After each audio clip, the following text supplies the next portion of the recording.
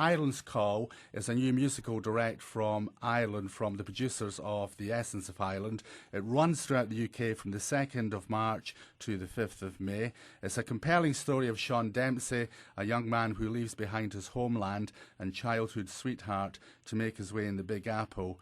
And the show's creative director and co-writer is Ged Graham. And apologies, Ged, I think I called you Jez earlier on, so apologies for that. No, it's Ged. Yeah, Ged, yes. Ged. Yeah. Ged. Right, Ged. Yeah. I'm going to make up a note of that so I don't mispronounce your name, so apologies for that. No problem. So, Ged, thank you for joining us this Saturday morning on the Irish Spectrum. So, effectively, Ireland's Call is a musical about emigration, told through dialogue and narration, and, of course, a high calibre of song and dance. Can you give us a little inkling as to what kind of period Ireland's Call is set in? Yeah, it's set between the years of 1948 right the way through to 1963. Which was really sort of the first major part of conscious immigration over to England and America. That's where people could actually decided to go over of their own accord rather than being forced to go over through sort of famine or war. Right. I mean, one thing that kind of instantly springs to my mind just talking about Ireland's Call and the concept, having seen the film Brooklyn, which I don't know if you've seen yourself or not, yes. But presumably it's a similar... it's a similar kind of story on stage. It is, yeah. It is very much a story of immigration, and we wanted to set it against a backdrop of a love story, and also key significant moments in world history. So we kick off in London. Well, we kick off in Ireland. The show starts in Ireland in 1948. It's set in New Ross in County Wexford, and it centres around two young people, Sean Dempsey and Cora McGowan, and they fall in love, and Sean Dempsey gets the opportunity to come over to England to work rebuilding London after the Second World War in 1948. So he heads over to England, and as many Irish people who are probably listening to this show, whose parents or grandparents came over in that period of time and ended up staying and making a life for themselves in England. And that was the kind of intention of Sean Dempsey, was to earn some money, come back to Ireland and marry Cora and settle down and have a life together. But as we all know, circumstances always overtake us. So Sean is a smart lad, and he gets the opportunity to go over to America. So with Cora's blessings initially, he goes over to America, and then the plot develops from there. And it all ends up with President John Fitzgerald Kennedy's visit back to Ireland in 1963. So it is set against the backdrop of immigration and of two characters and their happiness and despair and struggles with dealing with the course of immigration. And I guess one of the key things about immigration as well is I mean, there's a lot of people, I guess, from Ireland who emigrated to the UK, and in my simple little mind, think, well, why can't you go back at some point? And I guess one of the big key things about emigration is when you've gone away and you've experienced a different life and a whole range of opportunities open up to you that perhaps Ireland couldn't provide, then I guess that's one of the key reasons why it's really difficult as well for people to go back, even when times get better and change. Very much so. Very much so.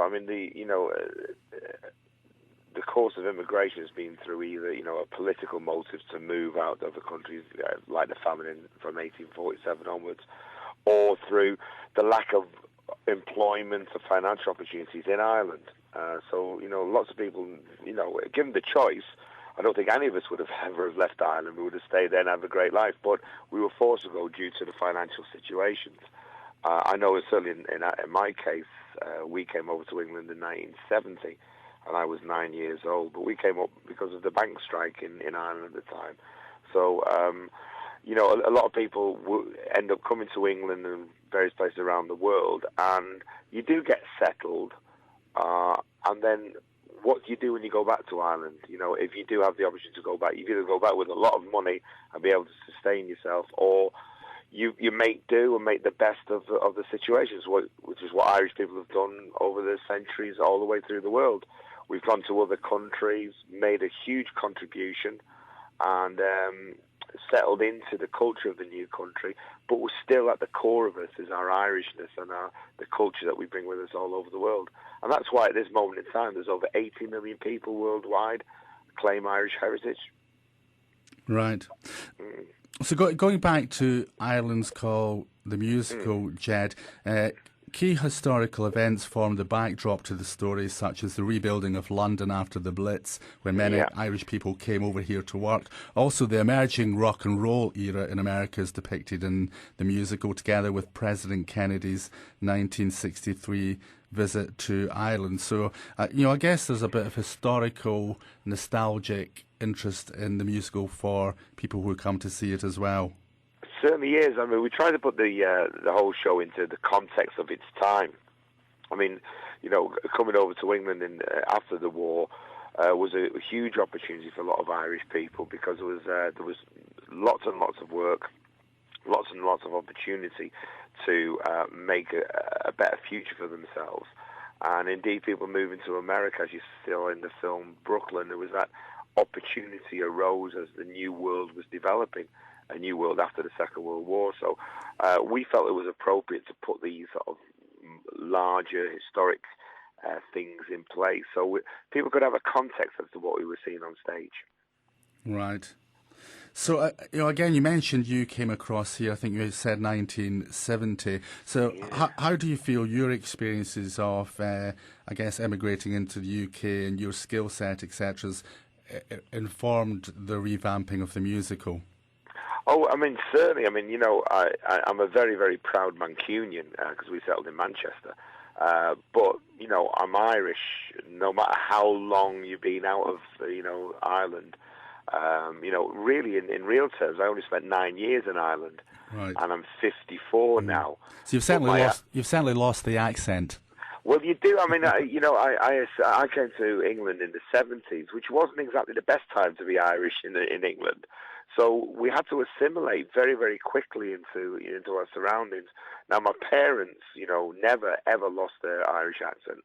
But myself, as a 9-year-old going into school, I quickly adapted to my surroundings. And it was a case of having to, and that's that's the experience of all immigrants. You have to adapt to your surroundings. But at the core of everything that I do, I'm an Irishman, and a very, very proud Irishman of that. And why shouldn't you be? That's quite right, you should be. So again, the music in the show, people going along to see the show can expect to hear favourites such as The Galway Girl, which I played a few minutes ago, Tell Me Ma, The Irish Rover, but I believe there are some other original dynamic musical songs in the show too. Yes, there are. I mean, we've been working very closely with with our creative team, and we've written original music for the dance sequences, and also some original songs, which is quite exciting to actually have the task of sitting down and putting into words and music the experience of people, experience immigration. I mean, the greatest sort of, I think, immigration songwriter would be Dominic Behan. Brendan Behan's brother. He was in London in the 50s, late 40s, early 50s, and his songs, such as McAlpine's Fusiliers and the Hot Asphalt, really explain sort of the condition of being an Irish person working on building sites at that time. And what I tried to do is to take that similar kind of idea and write specific songs for this musical.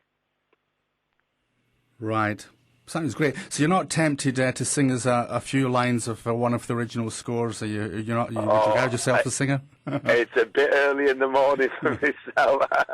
And to be fair, you are the creative director, not the musical director, so I'll concede that point to you. Yeah, thank you. So I guess Ireland's Call would not be complete. We've got the great music, but equally it wouldn't be complete without some great Irish dancing. Of course, yeah. I mean, we've got a great troupe of Irish dancers, and it's wonderful to see Irish dancing being accepted as a dance form alongside tap dancing, ballet, a modern and contemporary dance. So it's really hats off to the work that Michael Flatley done 21 years ago. With Riverdance, that really established Irish dance as being something that is culturally something to be very, very proud of across the world, and is now an accepted dance form. I mean, 22 years ago, people had a little snigger at Irish dancing. They thought it was very strange of these people dancing with only the legs moving, their hands by the sides. And 21 years ago, Michael Flatley and the team from Riverdance changed that, and I think that was a huge step culturally for Irish people to be proud of an Irish dance form that was really before that period a museum piece. So we have a great troupe of trained Irish dancers who really express themselves through the art of dance, and we not only have Irish dancing in there, we also have contemporary dancing, rock and roll sequences. There's a big American tap dancing sequence, but at the core of everything that we do is our Irishness. Right. And actually, claim to fame, I once in my illustrious career had the pleasure of working alongside John McColgan and Moya Docherty before they went off to do, what they ended up doing with Riverdance. And of course, you may be aware they were quite influential in the TV world over here. They certainly were. I mean, they certainly were. I mean, the risk that they took of taking that idea of a 7-minute sequence in the Eurovision and turning it into a celebration of not just Irish dance but ethnic dances across the world was, it was a huge risk. But they're very brave people, and they saw something that could stay on the world stage, not just be a flash in the pan, not something that's a gimmick. They saw the real worth in the culture that we have in Ireland, and shows like our show, Ireland's Call, will always be eternally grateful to those pioneers who established this art form. Sure. Well, you've certainly given us a good outline of the show, and it sounds like people who go to see it will see quite an exhilarating, dynamic spectacle. So I guess the next obvious question is, where can people see it? Right. Well, if you go to our website, which is irelandscallthemusical.com, all the tour dates are on there, and we start on the 2nd of March down at Weymouth Pavilion, and we run straight through to the 5th of May. So it's about 50 dates in total, and we take in most of the major cities in the UK. So it's really sort of, you Google Ireland's Call the Musical, you'll find a theatre near you. Excellent. And you can also find information on irishradio.org as well. And you've certainly tempted me into going to see it, Ged, so I will make a point to myself. Please do, because it's not just a historical musical. It's got great funny moments in, lots of comedic moments in, lots of laughter, lots of tears, happy sadness. I want people to walk out at the end having a great Irish experience. And also, you get to see me dance, which is worth the ticket price alone. Well, say no more. I shall definitely be there, and I shall look out for you. And I guess, I mean, where would you rate yourself alongside Michael Flatley? Well, I think I've been a major influence in Irish dance over the last few years. As he says, a show wouldn't be complete without a fat man dancing. Yeah, you wouldn't say you're an influence on Michael Flatley with your dancing? Well, I think, I did work with him several years. And seriously, I did. I was playing in a show band in Manchester called The Borderline. And I think it might have been the World Championship about, 80-something or other. And we were playing at the Irish Centre in Cheetham Hill, and this young lad got up and danced with the band, and it was Michael Flatley. And even at that time, you could tell that he was a huge talent. But I shaped up on the dance floor myself, and maybe just nicked a few moves off me. Excellent. Well, listen, Ged, I'm just conscious of time, but listen, thank you so much for joining us on the Irish Spectrum this morning, and I wish you all the best of luck with the show, and as I say, I'll make a point in coming to see it. So thank you for joining us. Well, thank you. It's been my pleasure, and good luck with the rest of the show. Press thank you very buttons. much, and I shall need it. And yes, I'm sure there'll be a few more hiccups between now and 1 o'clock. I think one of the biggest hiccups I'm going to get into serious trouble for is probably speaking to you for too long, because time is marching on, but I could talk to you all day. Oh, thanks. Excellent. Enjoy the rest of your day. And you. Bye-bye Thank now. you. God Bye-bye. bless.